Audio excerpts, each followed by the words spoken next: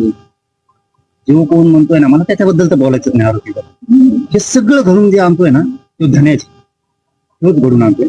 म्हणून मी हे आरोपींबद्दल बोलतच नाहीये. परंतु त्यातून एक गोष्ट लक्षात येते, काल जर परवा किंवा 2-4 दिवसापूर्वी जी काय प्रेस झाली आणि इथं सांगितलं गेलं की माझी धरंगीचे म्हणून किंवा याला कुणी, ते आता तुला जाहीरपणानं सांगतो, मी थांबलो होतो काही गोष्टीसाठी. तू जामीनच होऊ द्यायचे नसते, आम्ही वकील उभा केले असते कुडून कथा कर, आम्ही सुद्धा खूप काही गोष्टी करू शकलो असतो. पण तो ते बोलायला लागला ना, त्याला आता ते आरोप जे जे करणार आहे त्या आरोप त्याला सिद्ध सुद्धा करावं लागणार आहे. नसता पुढच्या काळात फौजदारी गुन्हे दाखल होणार आहेत त्याच्यावरती. आता जे जे आरोप करणार त्या आरोप त्याला सिद्ध करावं लागल. जो कोणचा आरोप करील त्याचा, नसता त्याने सिद्ध जर नाही केला ना पुराव्यासहित आरोप केलेला, तर फौजदारी गुन्हे दाखल होणार आहे. त्याला आता सुट्टी नाही म्हणजे. आणि धन्याला तर नाहीच. मी यांच्याविषयी तर बोलतच नाही आरोपींविषयी आणि त्यांच्याविषयी बोलणार नाही. आणि तुम्हाला सांगतो मला इच्छा बी नाही त्यांच्याविषयी बोलायला. धन्या गब्बसतच नाहीये. वरळीचं खरकट गब्बसाला तयार नाही. ते राहून राहून राहून राहून पुन्हा ते उचकीत आहे हे असले प्रकरण. आता इतकं भारी आलंय ना, काय म्हणतात ना त्याला, जुनी एक काहीतरी म्हणे, आता चुहा पाडखिनी छाया धन्या. आता उंट पहाडाच्या खाली आलाय, आता चिव्हा पहाडाच्या खाली आलाय. त्याचं कारण असं आहे की आरोपी जो करणार आहे, घातपात घडून आणणार आहे, कट रचणार आहे, त्याचं नाव नाही घेत ते. उलट त्याला सारखं सारखं मीडियात बोलायला लावते. याचा अर्थ जे आरोपी आहेत ना, बघ सांगणारे तुम्ही आरोपी घातपात धन्यानी ठरवलंय म्हणून, रेकॉर्डिंग घ्या तुमच्या मोबाईलची, आमच्या नाही. सगळ्या गोष्टी त्या तुमच्या. आणि तुम्ही जर आता मीडियात येऊन म्हणत असलात की आम्हीच रचलंय आणि तिकडून नाहीच आहे, तुम्हीच सांगितलेलं आहे तुमच्या बैठका त्याच्या संघ रेस्ट हाऊसला झाल्यात त्या परळीच्या खरकाट्या संघ. आणि आता अशी योग्य वेळ आली की आरोपीच जर म्हणतोय नार्को टेस्ट करा, तर तपास यंत्रणेनं ते अर्ज आता कोर्टापुढे ठेवला पाहिजे, त्याला मंजुरी घेतली पाहिजे, त्याची अंमलबजावणी केली पाहिजे. आणि त्या तीनही आरोपीची नार्को टेस्ट आता तपास यंत्रणेने मागायला पाहिजे. आणि त्या परळीच्या खरकाट्याची धन्याची पण आणि माझी पण, एकूण 5 जणांची होणं गरजेचं आहे आता. कारण आरोपी म्हणतोय, एक तर आरोपी जर नाही म्हणला ना नार्को टेस्टला तर नाही करता येत. आता आरोपीच म्हणतोय म्हणल्यावर किती भारी झाला. आता ह्यो जर तिथं गेला नसेल तर नार्को टेस्ट मध्ये येणार नाही ना. आणि गेला असेल, याला जर धन्याला किंवा त्याच्या त्या पीएने कुणी बीडचंय ना ते, त्यांना बोलला असेल तर नार्को टेस्ट मध्ये येणार नाही. म्हणजे धन्या ऑटोमॅटिकच येतोय आता. म्हणून याची नार्को टेस्ट होणं खूप गरजेचं आहे. म्हणून आता यांनी तो अर्ज तपास यंत्रणेने कोर्टात दाखल करून त्याला मंजुरी घेणं गरजेचं आहे नार्को टेस्टसाठी. आणि यांचा जामीन रद्द करून यांची अंडर ट्रायल सुरू करणं गरजेचं आहे. त्याने सांगणार मी मीडियाला बाहेर.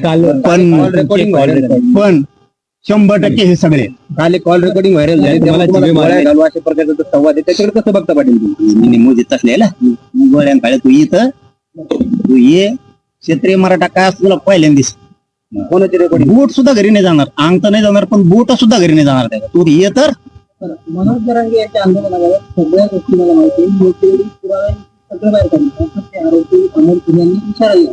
बाबा या विषयावर भरकटायचंच नाही आता, याच्यावर बोल आता. आधी तुला आंदोलनाचं काय जे माहितीये ना ते विषय भरकुटच नको.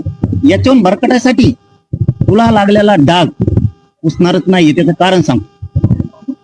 दुसऱ्या जातीच्या लोकांना खुश करायसाठी तू आपल्या जातीला डाग लावतो काय?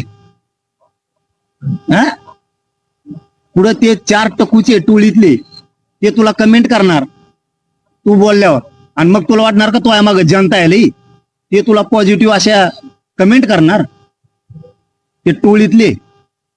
आणि मग त्याच्यावर तू समजणार का तो ह्या माग लय जनता आहे, त्याच्यावर तू पाऊल उचलणार का तू? आणि तुला जे काय आरोप करायचे ना आंदोलनातले तू जे जे आरोप करणार आहे त्याचे तुला पुरावे सहित सिद्ध करावं लागणार आहे. ध्यानात ठेव. नसता फौजदारी गुन्हे येतात पुढं आता तू बघ काय काय होत.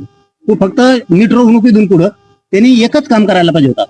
आपल्याला धन्यानी घातपाताची सुपारी दिली, आपल्याकडून चुकलंय, आपण आपलं गप घरी राहून देत सुखाचे तुकडे आपण खावा आणि घरच्याला सुखाचे तुकडे खाऊन द्यावा, या भूमिकेत त्यांनी राहायला पाहिजे होतं. मीही त्यांच्या कुटुंबातून काही मीडियात शब्द आलते की जरांगे पाटलांना लय मनावर घेऊन येते, पिऊन आम्हालाही त्रास देतो, घडलंही असेल. चला म्हणलं जाऊ द्या, त्या मायामावल्यांचं तरी आपण ऐकावं. पण ह्यो जर पुन्हा पुन्हा तेच करणार असला, त्यांचा ऐकून एखाद्या बार पुन्हा आमचा घातपात होऊ शकतो. त्याच्यामुळे ती नार्को टेस्ट होणं आता गरजेचं आहे. आणि यांच्या तिघांच्याही जामीन रद्द करून ते अर्ज तपास यंत्रणेनं कोर्टापुढे ठेवून त्याची परवानगी घेऊन नार्को टेस्ट होणं खूप गरजेचं आहे. माझाही अर्ज मंजूर करा दिलेला आहे मी, आणि ह्योही मंजूर करा याचा आहे. आणि पाहू द्या एकदाच्या नार्को टेस्ट मग कळण. याची जरी झाली तरी याच्यातून येणारे याला ज्या ज्या वेळेस विचारलं जाईल, तो परेलेला गेलता का, तुला कोणी बोलला का, कोणत्या साळ्या का, कोळ्या कोणतरी होता ना त्यो, बीडचा हा कांचा का, कोण त्यो बोलला का, कोण त्यो गरुड हे त्यो बोलला का, नार्को टेस्ट मध्ये सगळं येईल ना. तर आम्हाला डरच नाही एक, त्याच्यामुळे काय आम्ही काही केलंच नाही ना, लपून का बसायचं. पण ते म्हणतात की मला गुन्हे म्हणून गुंतवलं, आमचे वकील मॅनेज केलं. नाही भाऊ, तुमच्यावरती त्यांनी मला एक सांग, मला एक सांग, सांगितलंय कोण? तुम्ही आरोपी. जबाब देतोय कोण? तुम्ही. सांगता कोण? तुम्ही. कमून सांगितलं मग?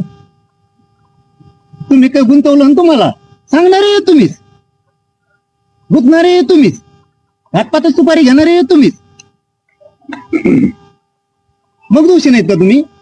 उलट तुम्ही लय अंगलोट घ्यायला लागला ती गोष्ट. आता तुम्ही आता ही पुन्हा पुन्हा उतरायला नव्हती पाहिजे, पण आता नार्को टेस्ट मुळे आता तर तिची नार्को टेस्ट होणार, आता होणार. त्यांच्या तिघांच्या जामीन रद्द होणार, त्यांच्या अंडर ट्रायल चालणार आता. आणि त्यांच्या आता लक्षात येईल की नार्को टेस्ट एक अशी विषय तज्ञ सांगतात, तिथं माणूस खोटं बोलतच नाही.